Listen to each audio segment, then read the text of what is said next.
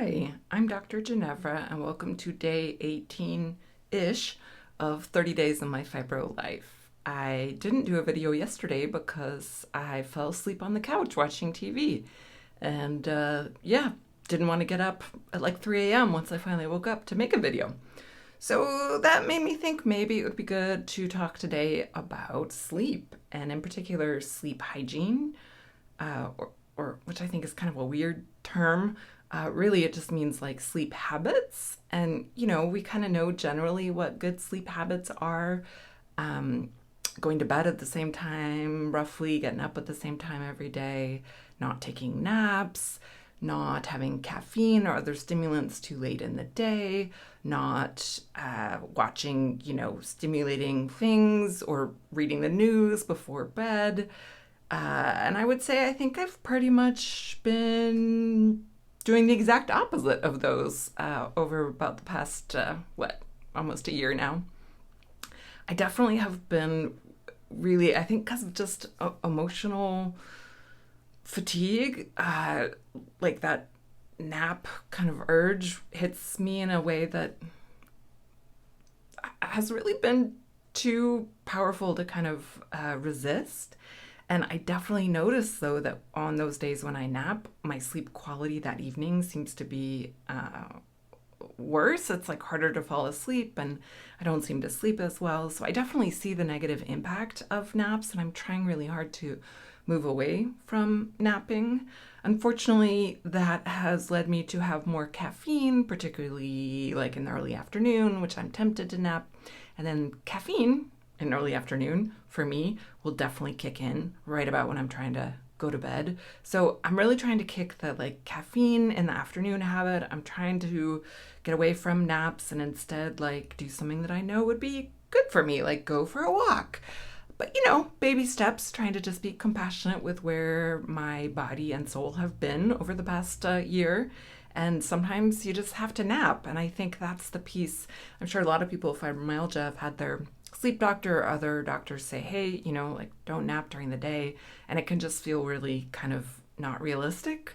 I think if you have to nap, you have to nap, but trying to limit the days that you do nap and maybe trying to set an alarm so it's a shorter nap, trying to limit the impact on your nighttime sleep, because that's really why they want you to avoid naps, is because it makes you have poor quality sleep that night. Certainly, being single now has made it so I can kind of embrace my inner night owl tendencies, and that has not been helpful because on nights, before I work, I try to go to bed earlier, and then on other nights, I'm just kind of letting myself stay up late, and then my whole circadian rhythm is off. So I am trying to sort of get back into the like roughly going to bed around the same time every night, and then roughly getting up every time in the morning around the same time every day. But, work in progress.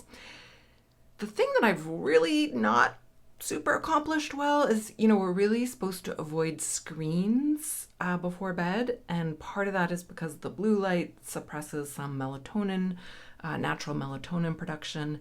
It's also just thought not to be great kind of stimulating to your brain to look at a screen compared to like looking at a book or something like that.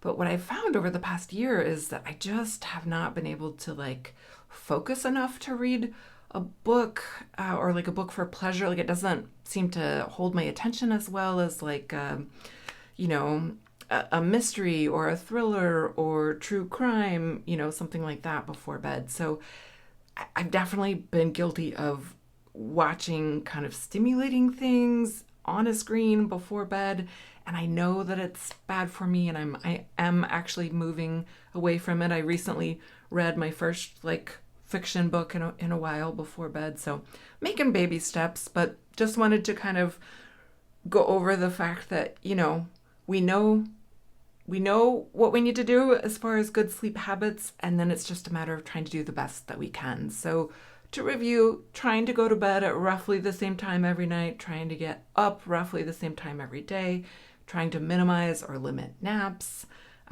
avoiding late in the day or early afternoon caffeine consumption, avoiding stimulating things before bed, and trying to limit screen time before bed.